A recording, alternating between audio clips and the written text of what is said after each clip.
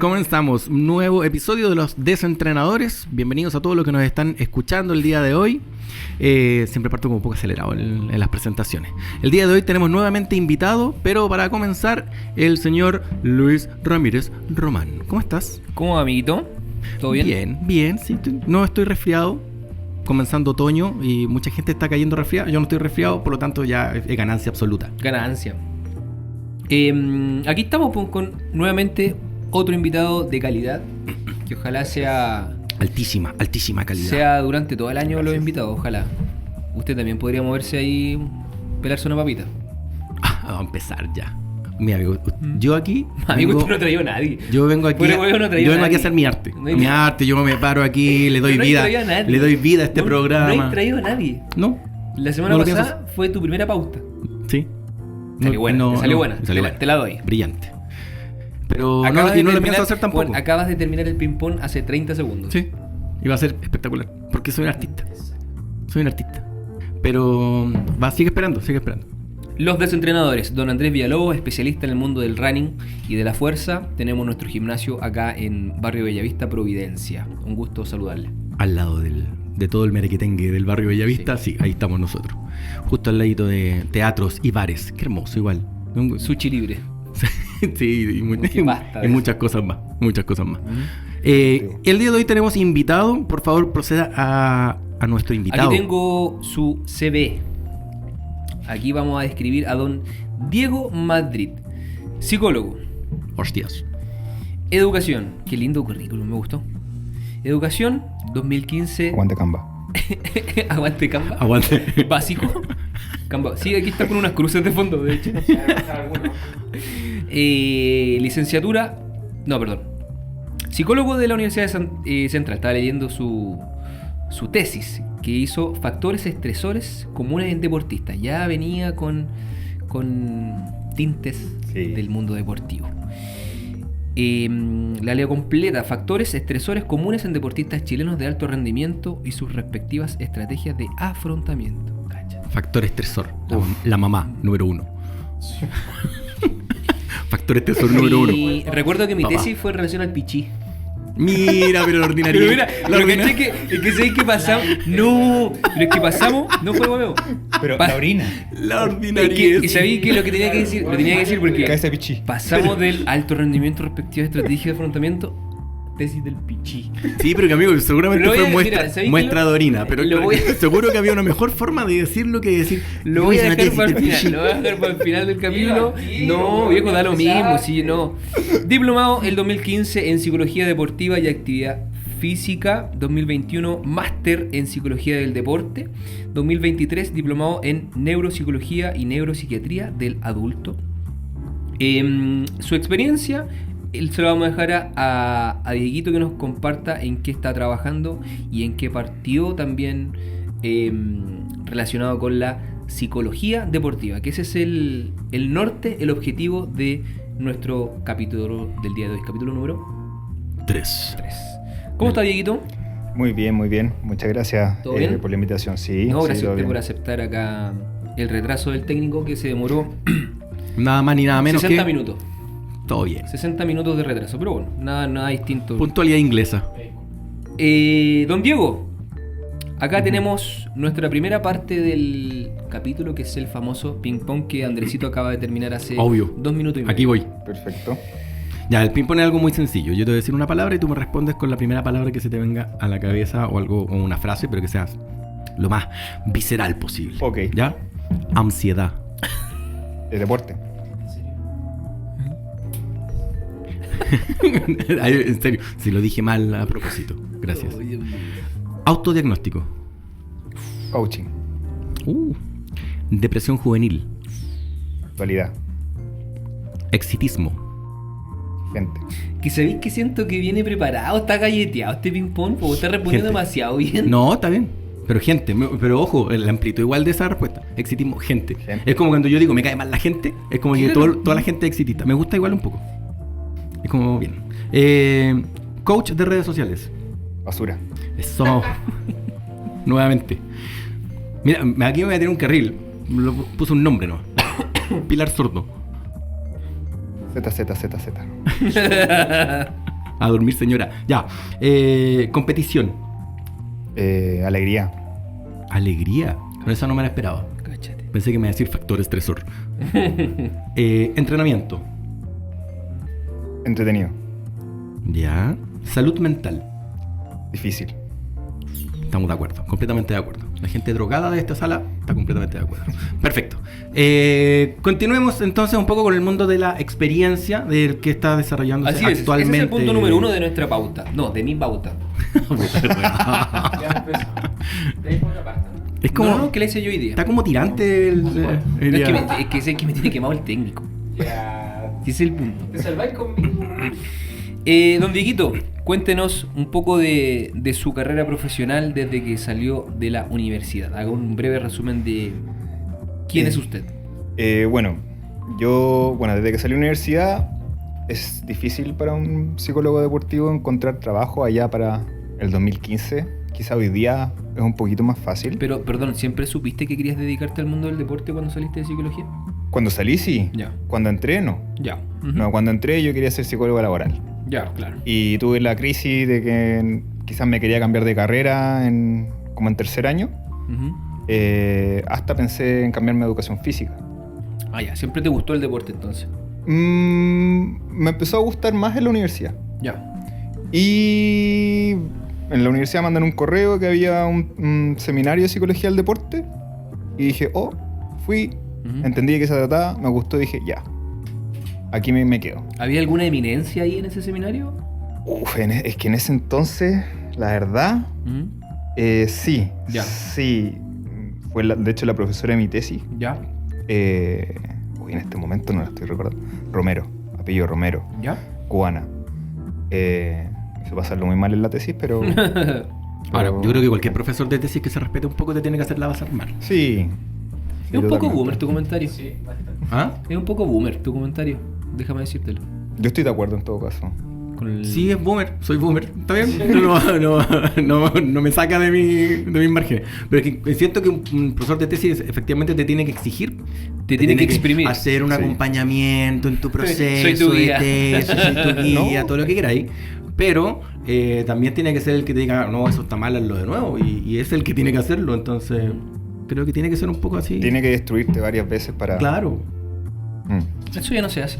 Ay, no, porque es que actualmente hay que tratarlos todos. Ya. Ya. Voy a dejar mis comentarios boomer. Vamos, sigamos. Continúa. Ya, entonces saliste de la U con más claridad de que querías ya entrar en el mundo del deporte. Sí, de hecho mi práctica yo la hice en el CAR. Ah, ya. Me pude conseguir la práctica ahí. Ya. Y ahí aprendí mucho, porque aparte uno de los psicólogos más grandes que tenemos en Chile, que es Alexis Ponce, me dijo, él hacía clases en la San Sebastián. Y me dijo, aparte de lo que va a hacer acá, va a ser mi ayudante en la clase de psicología del deporte en educación física. Yo, bueno, ya. Y ahí aprendí mucho. Y de ahí, buscando trabajo, yo entrenaba artes marciales mixtas y jiu-jitsu en un gimnasio. Y el profe una vez me dijo, oye, ¿y si me ayudáis con los cabros que están compitiendo afuera de la parte psicológica y entrenaba gratis? Yo, ya. Y esa podría decir que fue mi primer trabajo. Inicial ahí. Aparte en el gimnasio me habilitaron un espacio para recibir como particulares, que tenía uno. Mi primera chamba. La primera chamba, sí. Buenísimo, compadre. Oiga, y como segunda pregunta respecto a nuestra pauta, ¿qué es la psicología deportiva? La psicología deportiva al final es un entrenamiento. Es un análisis de las variables psicológicas que afectan al deportista, como la ansiedad, el estrés, la atención, la concentración, la memoria. Uno ve cuáles son las variables que se pueden manifestar más débiles. Y en base a eso se planifica un entrenamiento. Ya. Generalmente lo más tocado es entrenar el estrés y la ansiedad, la confianza, que son las que más repercuten en las demás, y motivación es lo que más uno trabaja. Oye, ¿y este entrenamiento tiene un inicio y un final, o puede ser un acompañamiento de por vida del deportista? Sí, depende. Depende si estamos hablando de alto rendimiento, como si estamos hablando de deporte formativo.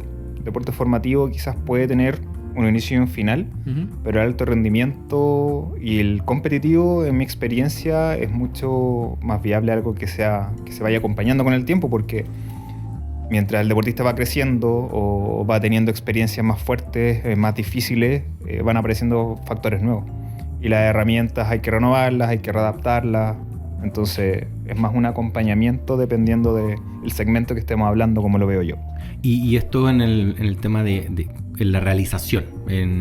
Por ejemplo, estoy pensando en el formativo, una capacitación grupal puede ser una herramienta o es mejor un acompañamiento 1 a 1 con cada persona. ¿Cómo se finalmente en la práctica? Es que la capacitación grupal sirve para trabajar variables grupales. Por ejemplo, la cohesión, la comunicación muchas veces. Pero para trabajar algo individual, pues lo que le estresa a Luis es distinto a lo que te estresa a ti. Entonces, se pueden dar vistazos de lo que es la ansiedad, de la repercusión fisiológica que tiene, cosas por el estilo, pero... O sea, de hecho, a mí me estresa Luis y yo estreso entonces es diferente. Claro. No estresan las mismas cosas. Claro, para ser efectivo... Oye, quizá me voy a saltar un poco en esta pregunta porque es muy muy específica, pero me llamó la atención algo que dijiste desde lo fisiológico. ¿Qué tan documentado está que todas estos puntos de la salud mental, como dijiste, el estrés, ¿cierto?, la ansiedad, cómo afectan desde el punto de vista fisiológico al cuerpo vinculado al deporte? Frecuencia cardíaca, contracturas musculares, Sudoración. ¿Qué tan documentado está esta realidad? Porque claro, la salud mental es real, pero no se ve, ¿cachai? No. Pero cómo repercute en el cuerpo y qué tan documentado está.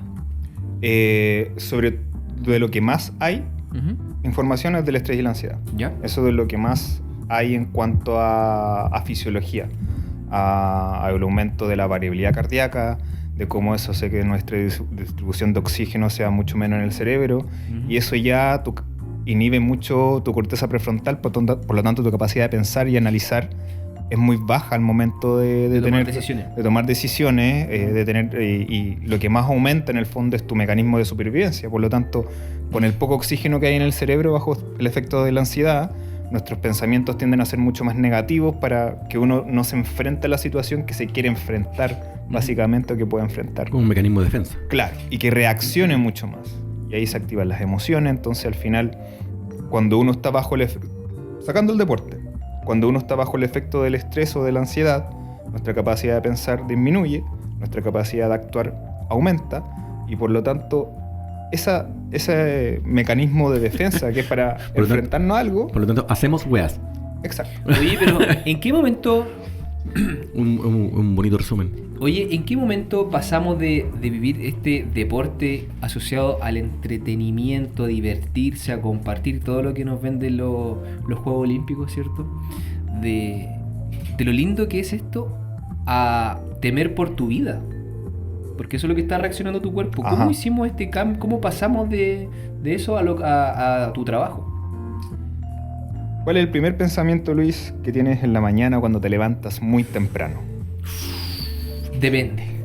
Ya, Depende como si dormí o no dormí. ya imaginemos que no dormimos tanto, súper temprano. Me quiero matar. Esa es la primera conducta que tenemos de estrés y ansiedad generalmente en el día. Ya. Porque para tu organismo, salir de la cama, salir de un lugar donde estás a la temperatura ideal, ¿cierto? Protegido, salir de la cama ya es un peligro. Ya. Porque Más encima con este frío que se está empezando a sentir, que me carga, loco. al final, por eso nosotros tenemos, se puede decir, un estrés que puede ser más consciente que el que nos damos cuenta, y el inconsciente, que es nuestro sistema sobreprotector que nos quiere proteger hasta de salir a comprar a la calle, porque nos puede pasar algo en camino a la calle. Entonces, obviamente, si bien son momentos estresores mucho más pequeños, el de ir a competir, la posibilidad de lesionarse, la posibilidad de caerse, la posibilidad de ser juzgado, es más, mucho más. Pongamos un ejemplo más concreto. Yo me dediqué mucho a la escuelita de fútbol, estoy hablando 6, 7 años, de los niños se ven que se están divirtiendo. Y en una competencia, la mayoría lo está pasando muy bien. Risas con el rival, ¿cachai? Esto va acompañado con el desarrollo emocional de los niños que van creciendo y van entendiendo que es una competencia que pueden ganar y que pueden perder y que ya no es diversión. Sí, generalmente por etapas vamos entendiendo un poquito lo que es la competencia, lo que es el talento, También, lo que es el esfuerzo. Hay diferencias. Hay diferencias entre uno. ¿Por qué yo no puedo hacer eso y el otro exacto, sí? Exacto. Entonces mientras uno más va creciendo, la vida se pone más compleja, básicamente. Ya, pero volviendo un poco a esa parte como formativa, ¿a qué edades tu cerebro está ya como más adaptado o mejor, o más preparado para poder hacer este cambio en la modalidad? O sea, ¿a qué edad yo podría efectivamente exigir un poco más de competitividad a un niño sin estar haciéndole un daño?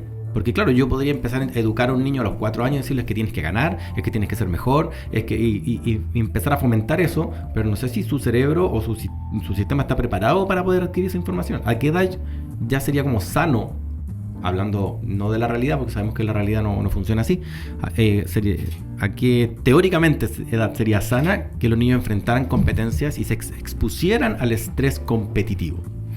Una edad compleja, porque la edad más complicada, yo creo, que es como a los 12, quizá un poquito antes, para preparar los 12, porque los 12 estamos hablando de aproximaciones, pero cuando parte la pubertad es la edad más compleja. Entonces es importante tener un poquito eso antes, a mi consideración, para enfrentar los 12 con esta concepción ya, aunque ya es súper difícil. Ahora también va en poco como cómo educamos en torno al éxito. Porque claro, el éxito competitivo es ganarle al otro o es dar lo mejor de mí. Porque dependiendo de cómo conceptualicemos también el éxito, sobre todo en etapas más formativas, tiene una influencia distinta en mi percepción y cómo yo voy entendiendo las cosas. Claro, y eso se va a proyectar a futuro. Exacto.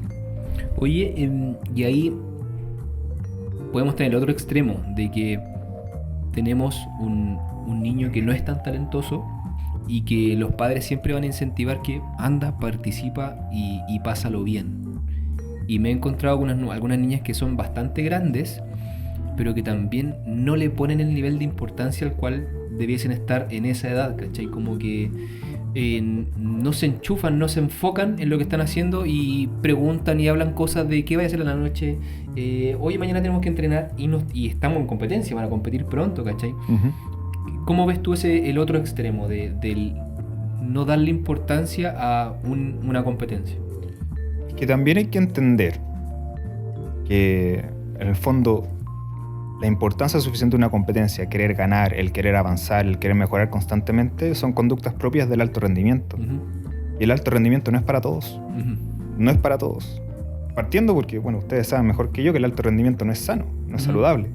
Entonces... Eso es un punto clave que los padres no entienden muchas veces.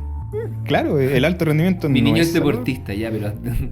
Ojo. ¿Estás dispuesto a sacrificar a tu hijo de esa manera? Porque tenés que estar dispuesto a llevarlo a esos extremos. O sea, él primero tiene que estar dispuesto. Porque si él está dispuesto, todo se puede edificar para arriba. Claro. Y si él tiene las ganas y el hambre, genial. Pero si no la tiene... le está haciendo un daño. Claro. ¿En tu experiencia eso viene como de base? Como que hay jóvenes o niños que vienen con esa hambre, como que vienen como de alguna manera... ¿O se va formando? ¿Yo puedo ir potenciando esto para que un niño efectivamente se vuelva alguien competitivo y quiera llegar al alto rendimiento? ¿O alguien que tiene hambre de alto rendimiento, tú lo veis desde que tiene 6 años y no lo frenáis con nada? O sea, bajo mi punto de vista, nadie nace con hambre. Todo se va adquiriendo, se va observando, se va aprendiendo y se va viendo. Pero obviamente, mientras más chicos tengas esa hambre, claramente puede ser mejor, o incluso puede acabarse. O también se puede despertar, no sé, a los 16 años, a los 15 años, o incluso siendo adulto.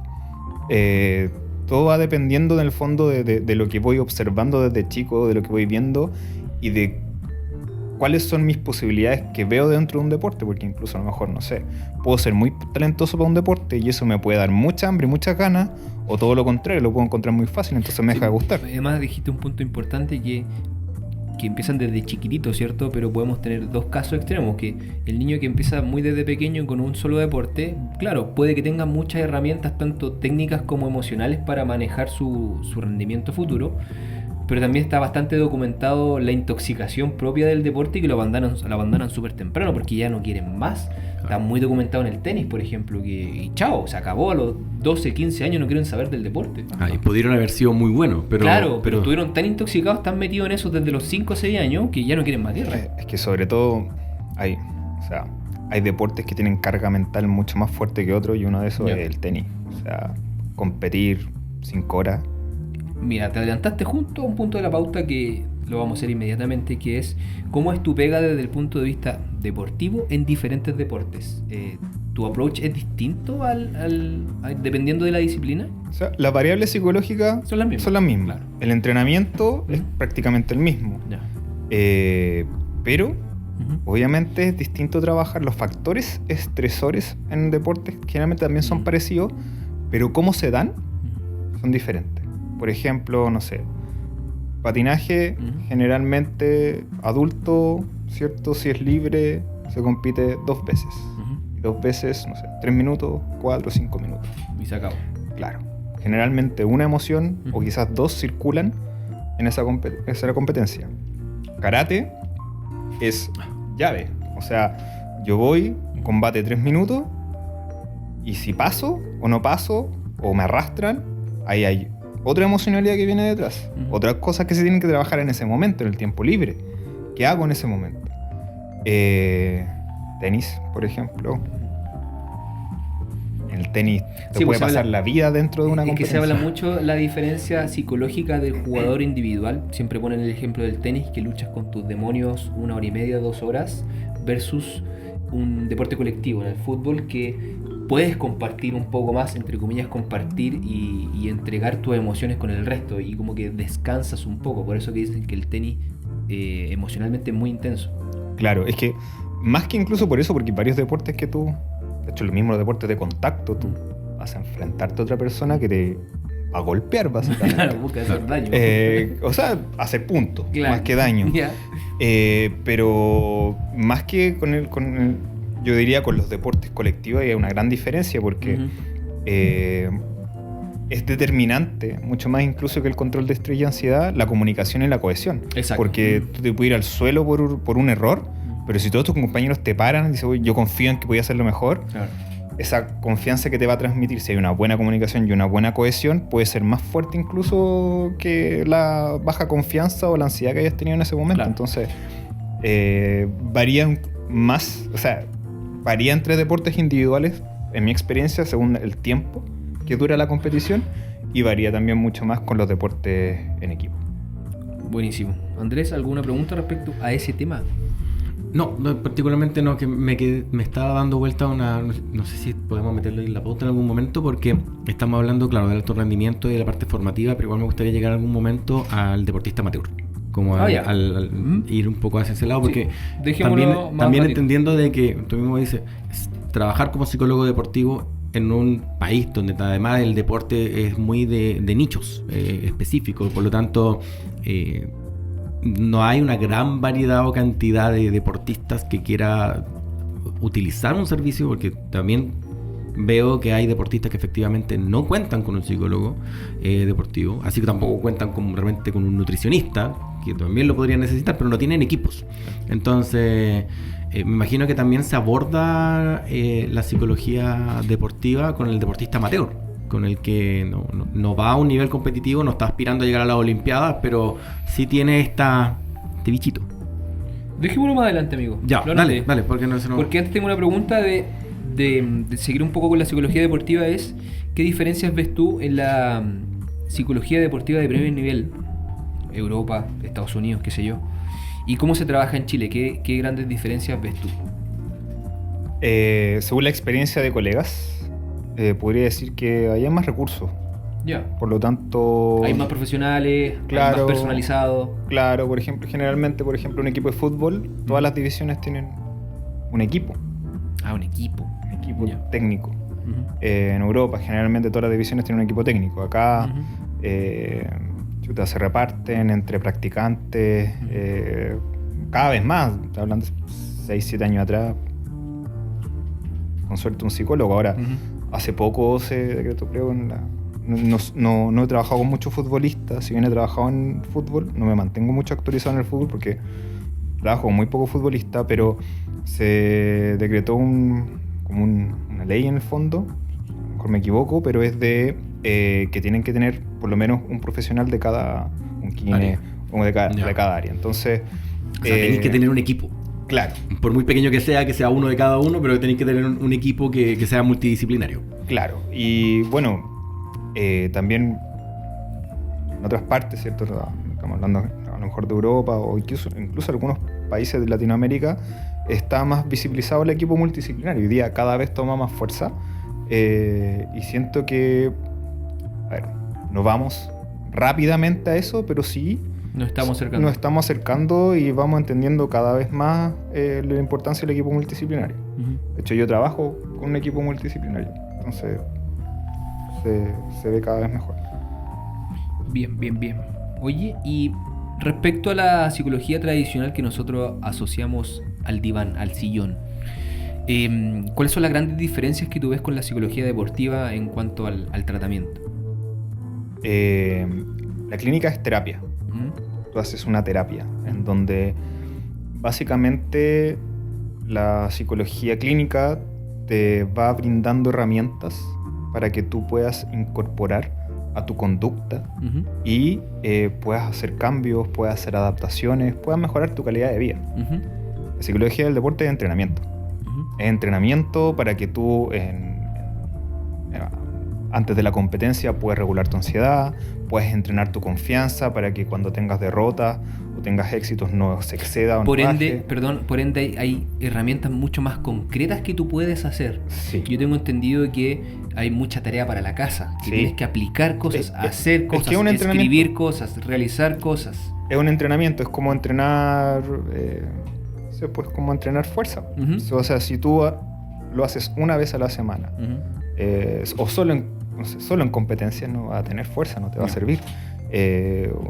Si yo, por ejemplo, entrenar mi capacidad de identificar primero una emoción y en base a esa emoción hacer una técnica que me ayude a gestionarla y poder bajar mi nivel de ansiedad para poder pensar, por ejemplo, en vez de estar con la ansiedad viva o el miedo, como te lo expliqué cómo pasa la distribución del oxígeno, cómo logras pensar, ok, ya aplícalo. Tienes que trabajarlo. Por lo tanto, hay una dosis, hay una frecuencia, hay una intensidad de tu entrenamiento psicológico. Exacto. Sí. Ahora, es difícil porque a diferencia muchas veces quizás de un entrenamiento físico, que resiento los músculos y puedo entender al tiro como el efecto, de las técnicas psicológicas de repente la sensación puede ser más variable y puede costar sentirla, porque claro, sobre todo, obviamente, la ansiedad que puedes tener en un entrenamiento va a ser muy distinta a la ansiedad que tienes en la competencia. Claro, tenés como que aproximarte mentalmente a las situaciones. Exacto. Ahora, ¿estas herramientas son medianamente estandarizadas? ¿Es como hay algún tipo de dinámica en específico que se repita constantemente? No sé, por eso estoy tratando como de llevarlo a la mayor. Yo te digo, vamos a entrenar, perfecto. Y si te digo entrenar, vamos a hacer sentadilla.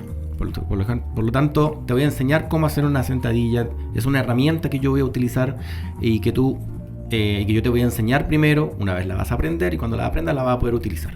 Ya un poco llevando el símil. En psicología, ¿cómo un poco vendría siendo un símil de yo te entrego una sentadilla para que sea una herramienta útil? El esqueleto de la herramienta está. Por ejemplo, el cómo funciona la confianza está. Y cada profesional igual va adaptando un poco estas herramientas a su estilo o a su forma o al deporte muchas veces. Pero el esqueleto de cómo trabajar la confianza está, el de cómo trabajar el estrés, la ansiedad, con el mindfulness, por ejemplo, está. Pero cada uno va adaptando su herramienta por la experiencia y por lo que va entendiendo también. Claro, porque cada sujeto es diferente. Que finalmente son las adaptaciones que uno también hace cuando educa en un ejercicio. Hay personas que tienen diferentes capacidades o limitaciones y por lo tanto uno va adaptando el ejercicio y está como progresiones o regresiones de un ejercicio. En este caso, para una persona tú harías como o progresiones o regresiones de esta herramienta o de esta forma de visualizar o atacar los problemas mentalmente. Claro. Para poder adaptarla a diferentes personas. Complicado. Yo siento que es súper complicado. A mí siempre me ha complicado un poco la psicología en el punto del intangible. Amén, completamente. Ese es el punto. No mi psicología solamente, sino que la psicología como que...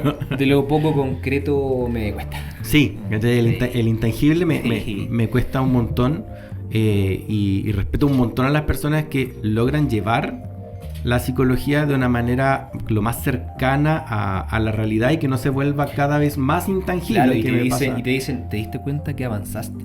Y tú decís, verdad. Claro. ¿Cachai? Porque hay algo más que te marca un progreso, ¿cachai? Pero es complicado. Y claro, y es súper complejo medir. ¿Por qué? Porque obviamente hay muchos tests que te miden, por ejemplo, tu confianza.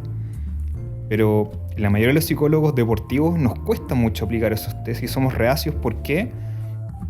Porque va a depender muchas veces cómo ha sido tu día, cómo ha sido tu tarde, responder un cuestionario y cómo eso puede afectar en la respuesta que tengas, porque son reactivos, son respuestas que tú pones de momento. Generalmente Likert, de 1 a 5, 3 alternativas, y son muy de momento. Ahora, ¿son test que vienen más desde el clínico, que se aplican al deporte, o son test no, hechos son para el test deporte? que se han hecho hoy día, tenemos muchos que son de deporte. Ahora, lo que más se nos acerca a la objetividad son las herramientas, por lo que conversamos, de biofeedback, que miden variables internas que tienen que ver con la ansiedad. Por ejemplo, yo trabajo con N-Wave, que es una que, si bien con un medidor, que a través se enchufa acá, ¿cierto?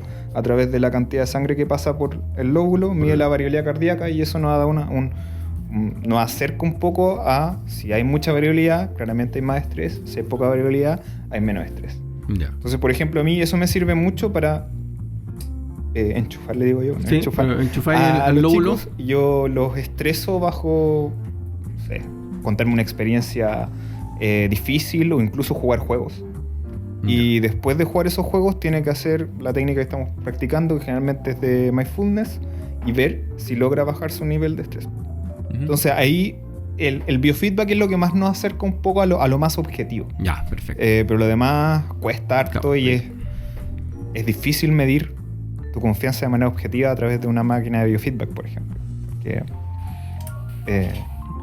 es algo intangible. Oye, Diego, respecto a la metodología que tú empleas o que emplean tus colegas, a mí me han solicitado ir a ver los entrenamientos, la competencia. ¿Cómo va fluyendo tus visitas y tus conversaciones para llevar a cabo tu entrenamiento?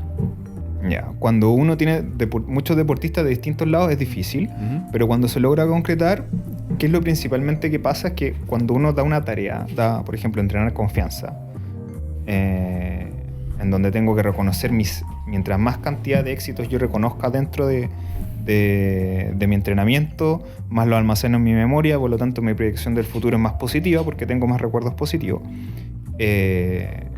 Uno no está acostumbrado, en primer lugar, a reconocer cosas positivas. Ya. Nuestra memoria está diseñada para almacenar muchos más recuerdos negativos, para tener baja confianza. Entonces, ¿Estamos diseñados para tener baja confianza? sí. Eso explica muchas cosas. Sí, porque Eso explica tanto, viejo. mira, la confianza es riesgo.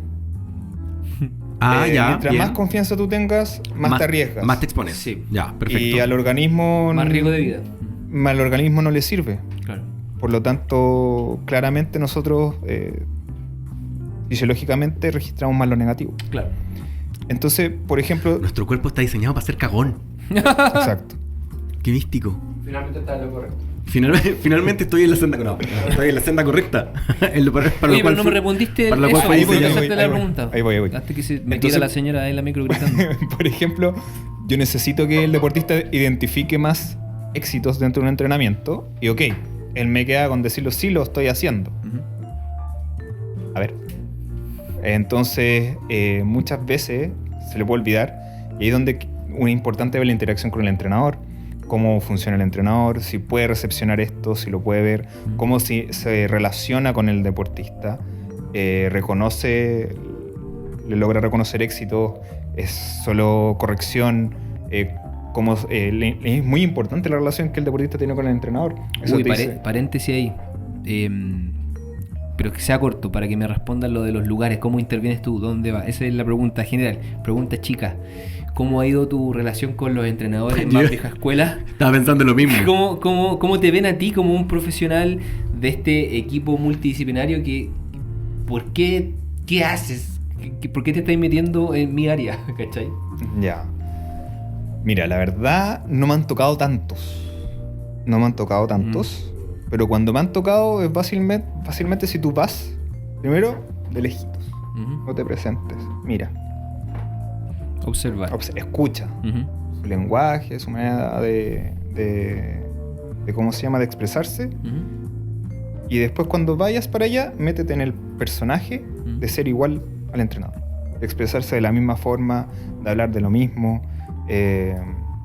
Por ejemplo, si el entrenador quiere que sea, no sé, el deportista sea un perro en la cancha, tú vas y le decís, mira, para que él sea un perro y un perro de verdad, tienes que hacer esto. Y esa es la forma, pues, es como adaptarse a los entrenadores. No, pero me gusta porque es un psicólogo que se mete en la cabeza del entrenador para poder llegar a la cabeza del deportista. Hay que tratar de...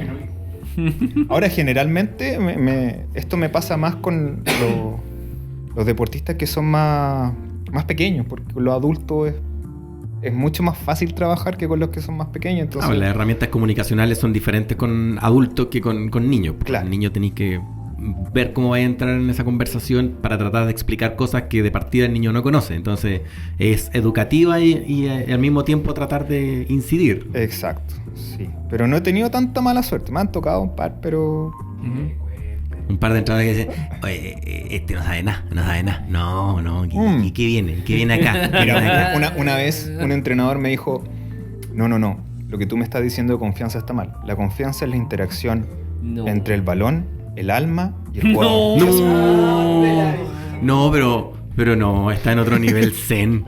Sí. Le metió el alma. Sí, tenía el chakra elevado ese entrenador. Oye, y ahí, ¿cómo ves tú la ansiedad de la... Ansiedad ocupo, puede ser cualquier otra emoción, pero la realidad de la competencia. Una cosa es ir a ver el entrenamiento y la cuestión, pero cómo tú obtienes información y cómo ves la realidad, que finalmente el punto más importante que es la competencia. En las competencias generalmente observar. Mirar qué está haciendo, tiempo libre, observar, ver mucho, usa las técnicas que hemos trabajado, interacción con el entrenador, interacción con compañeras o compañeros, interacción con rivales. Es observar y ver la conducta que hay, que es lo que en el fondo en sesión te cuentan cómo están en competencia.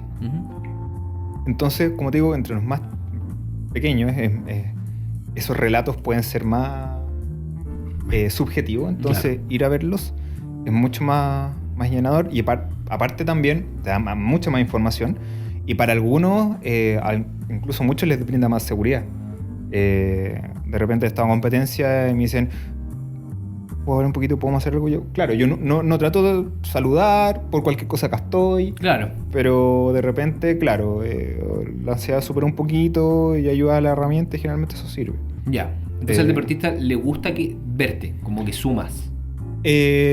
Creo que sí. Ya. Creo que la mayoría sí. Por lo menos hasta antes estaba trabajando en 3 equipos y generalmente iba a las competencias, estaba con los papás a mirar, a los demás chicos, y estaba ahí. Por cualquier cosa, de repente los entrenadores me llamaban, oye, pasó algo, me voy. Ya. Como apagar pequeños incendios, pero son incendios que ya están trabajados, por lo menos. Que no es como que, oye, te conozco hace una semana, puedes ver que no. Oye, ¿y qué deportistas tienes? ¿Qué disciplinas? Te escuchamos. Es mucho. A ver. Patinaje. Patinaje. Ahí coincidimos en varios. Karate. Natación. Natación artística. Taekwondo. Judo. Lucha. Esgrima. Tenis. Cubo Rubik. Cubo Rubik. Broma. Por favor, cuéntanos. No, broma. Es que eso yo la sé, esa es muy buena. Cubo Rubik. Cuéntale a los chiquillos, por sí, favor, a nuestra audiencia. Llegó, bueno, ¿Un campeón nacional de Cubo Rubik o una cosa así? No, compadre. Nivel mundial. No. O sea, Pero no la deja. Cállate, sí, no tienes micrófono.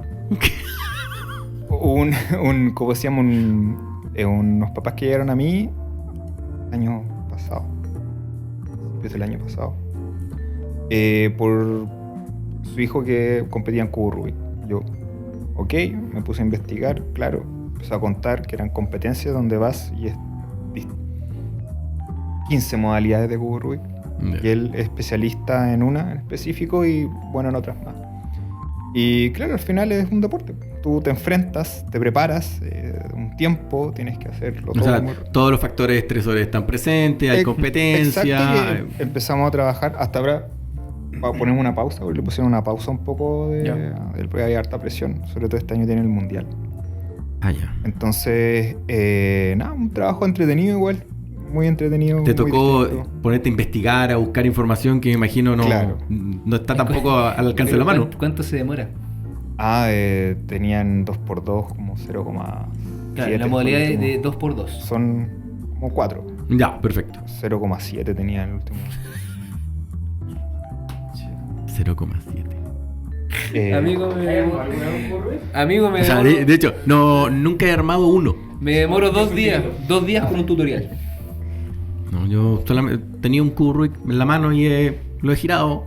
Y hasta que me aburro y queda tirado por ahí, no. ¿Alguna otra disciplina? Que Básquetbol, sea, voleibol. Estoy tratando de acordar de todo. El 2021 hice una charla para un equipo de eSports. Que tienen que haber más, pero no me acuerdo de tanto. A ver. Gente dañada así, maratonista.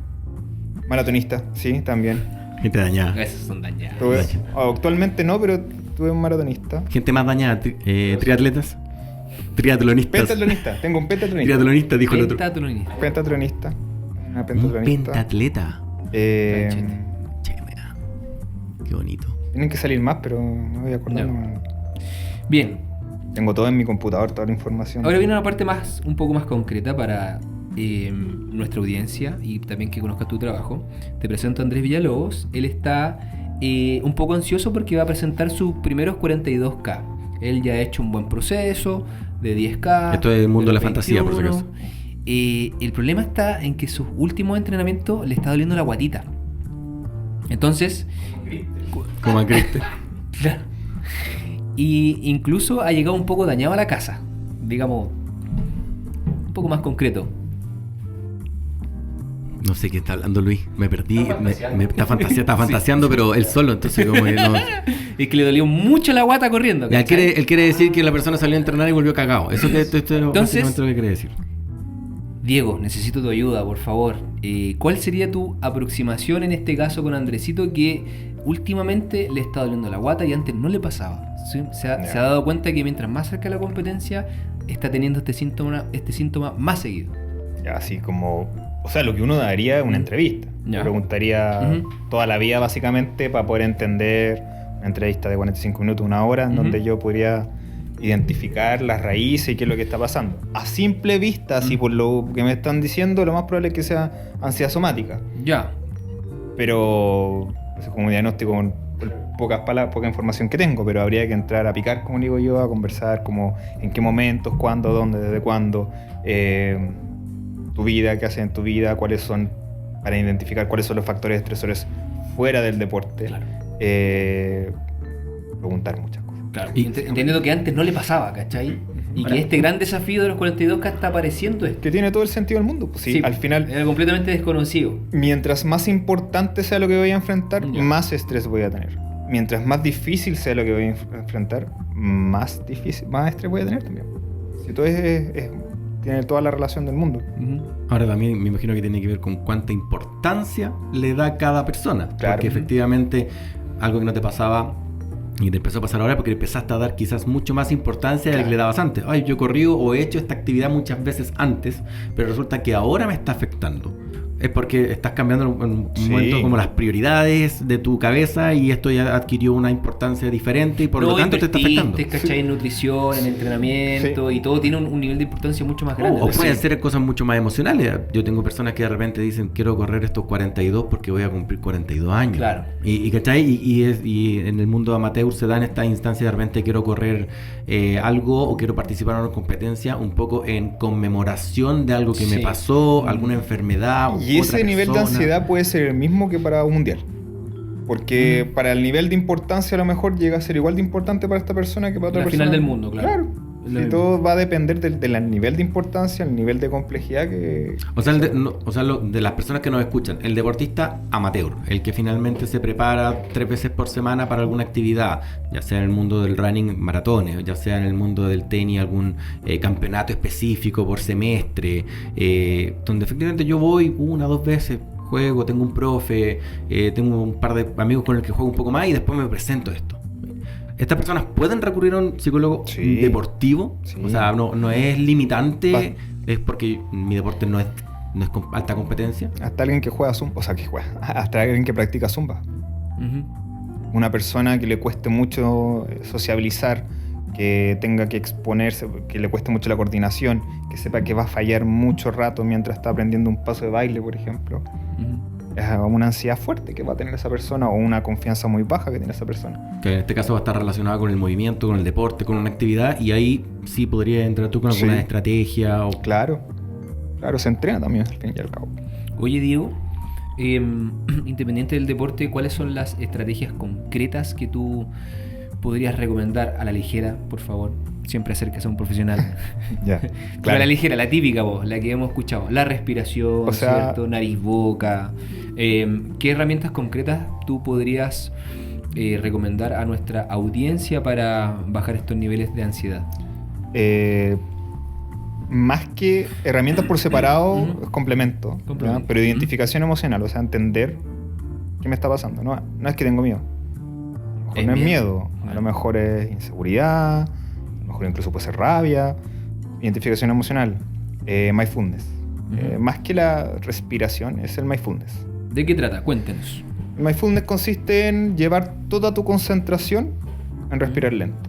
¿Para qué? Con el objetivo de que tu corazón baje su variabilidad cardíaca, te lleve oxígeno al cerebro y puedes pensar. Ya. Entonces... Puedes pensar. Bueno, exacto. No, sí, puedes tomar decisiones. Sí, claro. Sí, al final... meditación, sí. Mindfulness. Coherencia cardíaca. Poder pensar.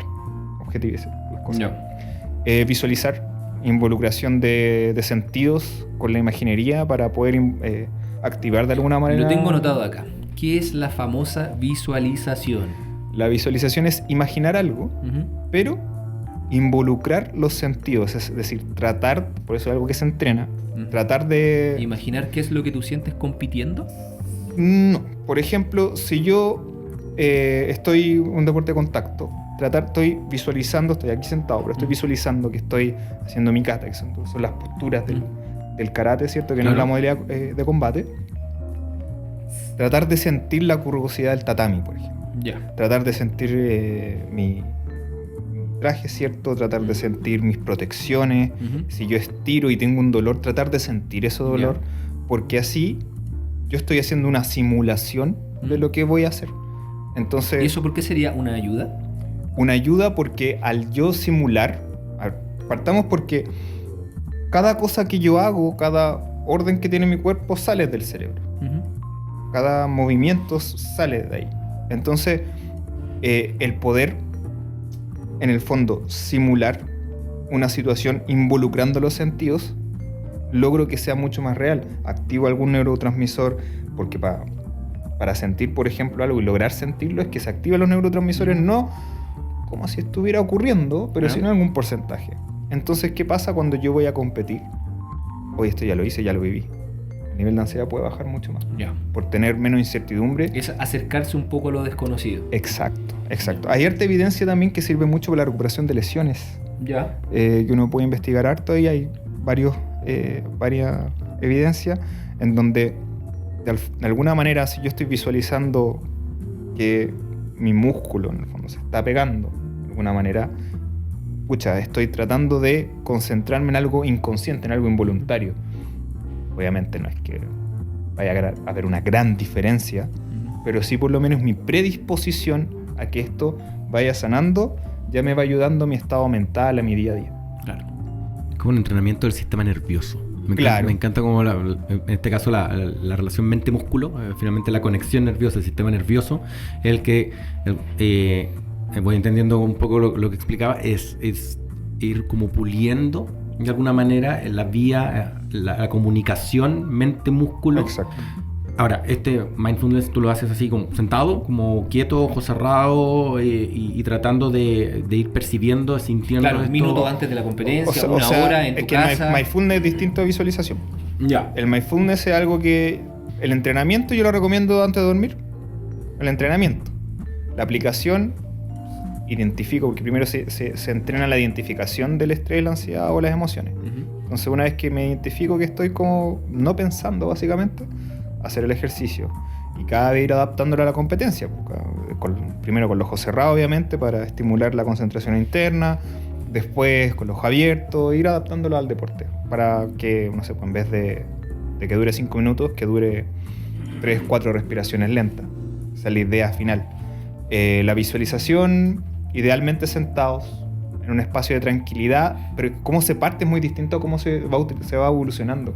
Porque la visualización yo parto, silencio total, pero después voy acercándome, no sé, pues a un patio, después voy acercándome, porque al final la visualización tiene que ser momentos, no momentos muy cercanos antes de competir, sino que con un tiempo extra cuando estoy en las galerías, cuando estoy en las gradas, y obviamente hay puya, claro. Y está el ambiente. Muchas veces, después de entrenamientos, ejercicios de mindfulness o de visualización, yo pongo competencias de fondo, por ejemplo, como para ir adaptándose al tema. Pero esa es la idea, como toda técnica tiene su proceso de entrenamiento para ir agregando dificultad y acercándolo a la competencia. Y también condicionamiento con estímulos, que es básicamente, no sé, yo me voy a condicionar a cada vez que ver un papelito en mi espada, por ejemplo, pensar palabras claves. Entonces yo lo hago hasta que ya es inconsciente, lo miro y al tiro vienen esas palabras claves a mi cabeza. Y también relajación progresiva de Jacobson, que es una técnica muy buena para relajar el cuerpo fisiológicamente, que parte de la premisa de apretar un músculo y por soltarlo el músculo se relaja. Sobre todo cuando hay ansiedad somática como esta que se ve contraer el estómago. Claro, el apretón de guatita que estábamos hablando. Claro, por ejemplo, ahí yo siempre tiro la talla cuando hablamos de eso y hablamos que ansiedad al fin. No, es que lo vi o la vi y sentí mariposas en la guata. Maní, ansiedad. Eso es lo que pasa. No son mariposas. No, es ansiedad. No. Pero esas son como las más... Oye, y en esta herramienta que tú nos estás explicando, ¿cuál es la diferencia que tú puedes ver o aplicas en el mundo formativo versus en el mundo del rendimiento? Ya, en el mundo formativo es más una psicoeducación. Es como... Identifique sus emociones. Claro, entender, porque todavía no se terminan de desarrollar. O sea, sí. La gama de emociones que tengo a los 10 es muy distinta a la que tengo a los 20. Claro. Pero en formativo es más psicoeducar. Es entender lo que me pasa, tratar de entender lo que me pasa, asimilar muchas veces lo que me pasa, entender que puede ser muy normal también. Entonces, versus el alto rendimiento, ya que es entrenamiento.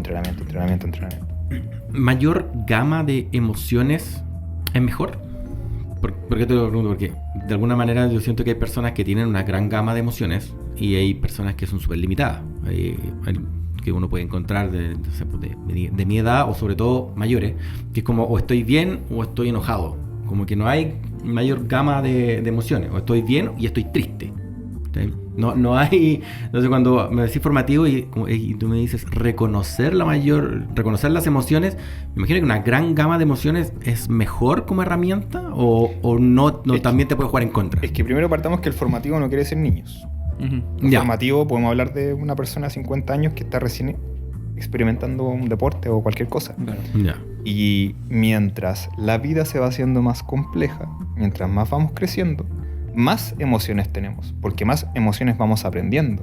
Lo que pasa es que la gran mayoría, si vamos más para atrás, las generaciones más anteriores, se identifican o entienden que existe el miedo, la rabia, la alegría.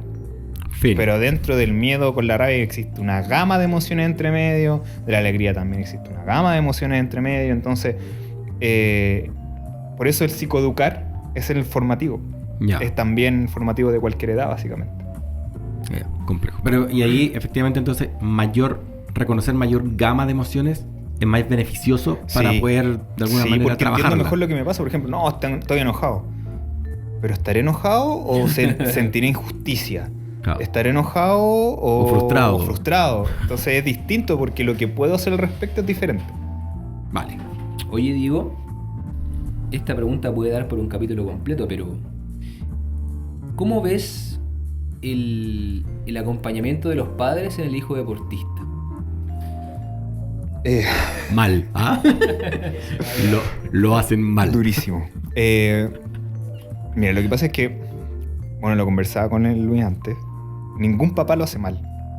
A ningún papá le enseñan o estudian para ser papá. Entonces ya ser papá es una tarea súper difícil, en donde es casi instintiva, y si bien cada vez hay más libros, siempre recomiendo un par de libros a los papás, hay más herramientas, pero no te formas como papá, lo aprendes. Y sumémosle que es un hijo deportista. Y sumémosle aún que es un hijo en el alto rendimiento. Entonces, el nivel es como ser papá en nivel Super Saiyajin. super very hard, así como Claro. el modo más difícil. Nivel ser papá. experto superior pro. Sí. Claro. Entonces, de partida, claro, lo más importante que puede hacer el papá es ayudarle con la disciplina. Ya. Que si él se comprometió, o sea, te llevo igual porque tú te comprometiste con esto, ayudarle con la disciplina, alejarse en posible de todo lo técnico y todo lo táctico que exista, Por porque favor, o se si lo no le pido. queda la ensalada en la cabeza al niño, Sí. siendo o el papá un líder, alguien súper importante que le diga que algo está mal y el entrenador le dice que está bien o viceversa, queda la ensalada. Y no putear al árbitro. Claro. Claro, porque Classic es que- escuela de fútbol. Sí, no, ojalá fuera solo escuela de fútbol. Ojalá en muchos deportes, sobre todo de contacto, pasa eso también. Sí. Pero claro, o sea, los papás no es que lo hagan mal, es que no tienen las herramientas. Ahora, ¿los papás el día de hoy de alguna manera se acercan a psicólogos deportivos buscando herramientas o todavía están muy reticentes? Generalmente, cuando se acercan es para el deportista, para su hijo, no es para ellos. Ya. ¿Tú intervienes con ellos? Eso, ¿y la intervención lo abarca o no lo abarca? Sí, debo hacerlo hoy día. Me da más el tiempo para poder hablar más con los papás. Hasta antes me costaba mucho por temas de tiempo. Hoy día sí, y es necesario. Es necesario decirle, oye, sabes que con tu hijo está pasando esto, podrías aportar con esto. Nunca desde esto lo estás haciendo mal o esto le está afectando. Siempre de lo que se puede hacer mejor. Porque yo creo que al final decirle a alguien que viene criando a su hijo, no sé, 16 años, Lo hizo mal. yo puedo tener toda la experiencia del mundo como psicólogo, porque yo tengo un perro, así como, Claro. y decirle Y no. plantas.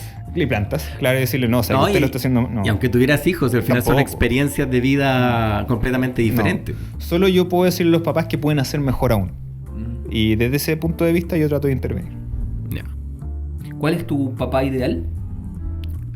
Sí, puta, que lo está haciendo muy bien en el acompañamiento del hijo deportista. Papá ideal que hace mucho compromisos. Ujú. Que si yo digo, no sé, pues yo me comprometo a irte a dejar todos los días, tú tienes que hacer esto. Llega a muchos acuerdos con el hijo. Ah, ya. Creo que es algo muy importante, que en lo nivel táctico y técnico no se meta absolutamente nada, menos que vea algo indeseable y llama al entrenador y habla en privado con el entrenador. Nunca hablar del entrenador frente al hijo, Ujú. porque eso es muy dañino para los hijos. Tenemos que pensar que, como yo les decía, la confianza se construye en base a éxitos.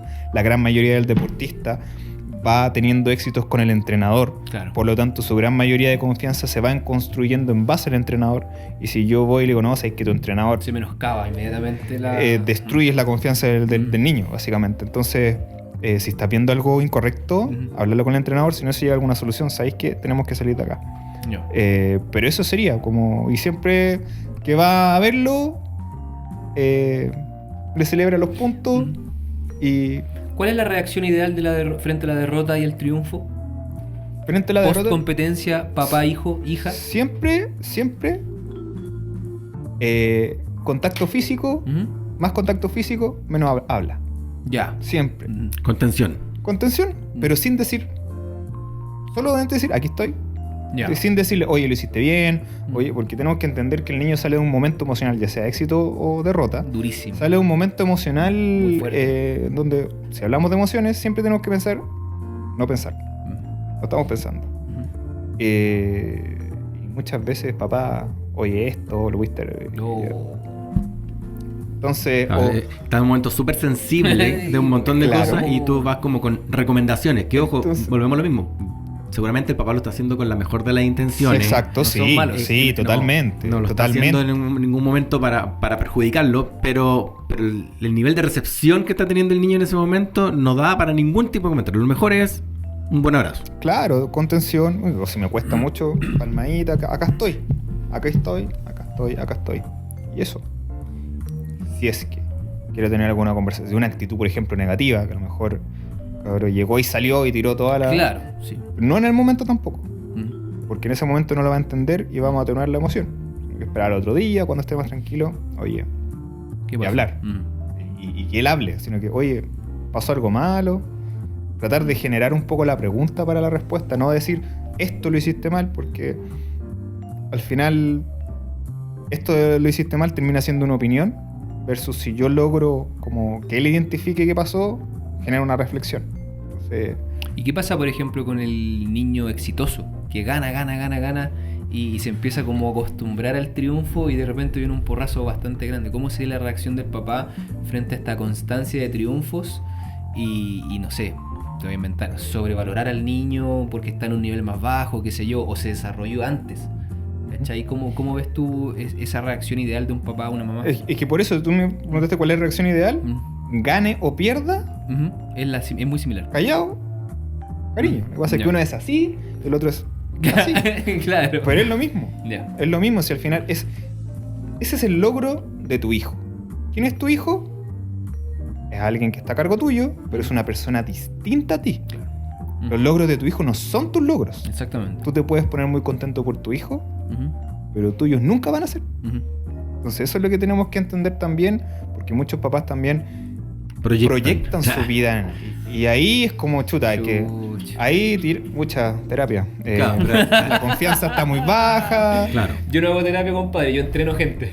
Tengo un amigo que hace clínica Pero a mí me que falta- que te vendría re bien. Claro. Mm. Y usted tiene más cosas que la ansiedad. Ahora también está, no fue por el tema de los papás, pero también están los papás que ven en los niños como una especie de, más allá de una proyección, casi como una apuesta al deporte de alto rendimiento, como, no sé, los papás que quieren ver a su hijo en el fútbol. Y que efectivamente están como apostando a que su hijo va a llegar a unas grandes ligas y que finalmente va a llegar a una selección, al primer equipo. Pero tú apuntas así como mejorar calidad de vida, como una carrera universitaria, comillas. Exacto.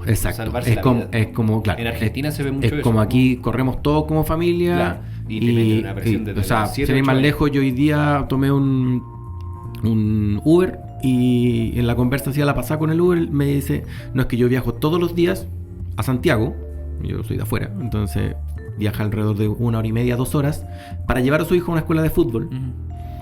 De lunes a jueves, 4 días a la semana, más los partidos de los fines de semana que pueden ser en cualquier parte. Uf, Porque el niño tiene proyección. ¿Qué edad tiene? 10 años. chu.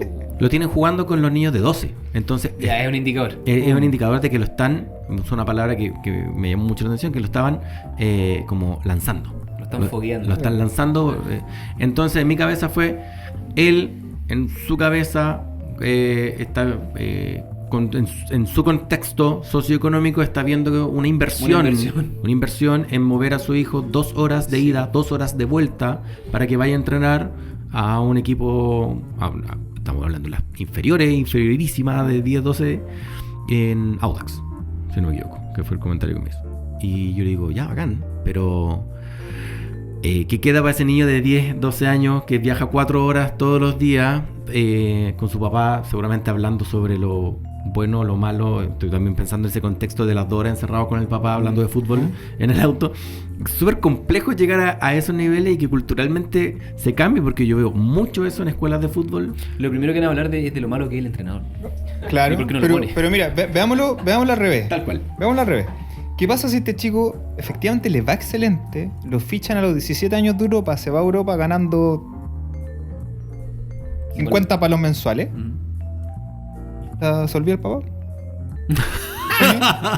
Se olvida del papá. Oye, hijo, y no, es que yo ya estoy haciendo mi vida, si tú haces la tuya.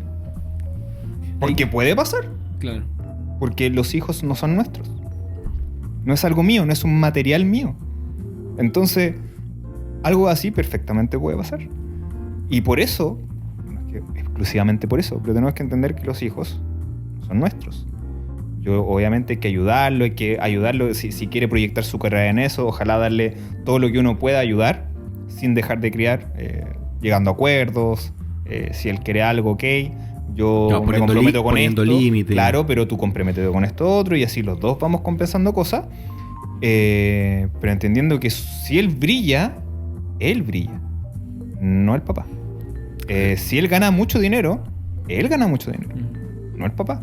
Entonces, Estoy seguro que muchos papás no entienden la parte del dinero. No, por eso hay que seguro. planteárselo al No, revés. porque lo ven como una inversión y que tiene que venir sí o sí de vuelta, ¿cachai? Y eso es un margen. Y por eso hay que plantearlo al revés, como ya le va bien y si no quiere saber más de ti, hasta ahí no me llegó la inversión. Claro. Entonces, porque no es una inversión de él, es una inversión del deportista. Complicado. Igual puede dar un capítulo entero hablar de No, la sí. relación papá-deportista Papá entrenador. y diferentes versiones de papá. Así es. ¿Alguna pregunta, amiguito? Señor técnico. Ha estado callado. Te la transmitimos. Ha pues, estado hijo. callado hoy día, lo cual le Sí. agradezco. Oye, que bueno, mi hija tiene 3 años y es un mundo por delante, po, es como Mi un hija mar de dudas, es como lo haré bien, lo haré mal, hasta dónde uno puede, claro, soy un poco del área, claramente, pero antes de esta conversación, claramente uno de los grandes errores que creo yo que podemos cometer es opinar del entrenador, ¿cachai? Como menoscabar la confianza terminas menoscabando la confianza del niño que se Sí. va construyendo junto con su entrenador de verdad, que tú no eres el entrenador, ¿cachai? A pesar de que tú que tengas herramientas técnicas, es complejo, es súper complejo ir desarrollando eso. La confianza la En eso desarrolla me con quedé él. pensando. Sí. Es un mundo aparte, pues, ¿no? Tú llegas hasta ahí nomás, pues. Sí. Sí, eso es súper peludo. Andresito, ¿cuánto Bien. llevamos? ¿Una horita? Hoy estuvo buena la conversación. Qué bueno que nos preguntaron de coaching. ¡Oh! Ya. Ya, vamos, coaching. ¿Qué es el coaching para ir terminando? ¿Qué es el coaching? Coach motivacional de la Coach. vida. Life coach. Sofá. Estoy pensando cómo responder. No emocionalmente. Pero podría decir Eh. cuál es el profesional, el que realmente coachea. El coaching. Mira, ya. Partir por ahí. Lo voy a explicar así. Imaginémonos que el coaching es una barra olímpica. ¿Ya? Ya. Eso. Ya. Imagínense, pues. Ya. Ok.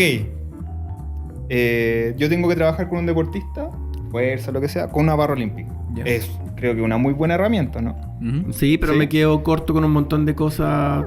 Primero, ¿qué podemos hacer con una barra olímpica? Digo, en cualquier ejercicio. Un sentadilla, peso muerto. Sentadilla, Ujú. peso muerto, pero una barra olímpica pesa 20 kilos. Ujú. Sí. O sea, solo con eso. Sí. Ah, claro. A ver, no sé, un press de hombro, que es un ejercicio, o un curl de bíceps a una mano, 20 kilos, ya. Claro. Que no. corto o no te da. Claro, pero eso. El coaching es una herramienta Ujú. que consiste en hacer preguntas para generar reflexión. Eso es una herramienta. Es como que si yo digo, no, yo soy un coach, Ujú. no coach de deportivo, yo soy una barra olímpica. Ujú. Hago preguntas. Es una pura herramienta que básicamente sin otras herramientas no te sirve absolutamente de nada. Ahora, hay cursos o certificaciones para ser coach. Hay una palabra que va asociado a eso. Ontológico. Ontológico. Ujú. Desconozco qué significa el apellido. Pero que se da, no sé, por el fin de semana. Y tú sales con un certificado de coach ontológico. Yo creo Y podéis ser chef o ingeniero comercial y hacer una certificación así. Que finalmente esas personas aprenden a hacer preguntas para incomodarte o hacerte reflexionar. Pero más allá de eso, me imagino que falta un montón de herramientas para poder avanzar en algo. Sí. Ser coach ontológico. Ya. Significa acompañar a las personas en un proceso de transformación personal o profesional, ayudándolas a cuestionar sus creencias, ampliar su perspectiva y desarrollar nuevas formas de acción para alcanzar sus objetivos. Para serle específico, el coaching es una herramienta de la psicología Ujú. para generar reflexión.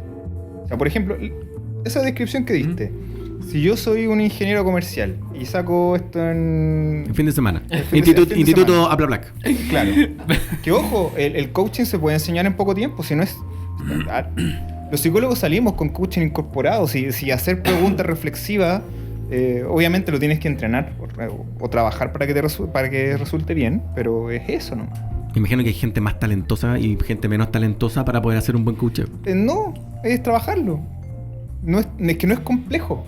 Si tú, sobre todo, si eres psicólogo, que básicamente tu pega es esa, es como una... y acá necesito llegar a una reflexión, uso un poquito de coaching y después vuelvo. Pero es una herramienta simplemente. ¿Para qué sirve? Mejorar habilidades de liderazgo y comunicación, superar bloqueos personales y profesionales, gestionar mejor las emociones, desarrollar una mentalidad de aprendizaje, crecimiento y mente de tiburón. No, Viejo, pero eso... eso no me creí que yo. Sirve para reflexionar. Pero viejo, eso me definiste la carrera de psicología, porque no sabes... Sí, por eso, o sea, si tú tienes el coaching sirve para reflexionar. Todo eso es con otras herramientas.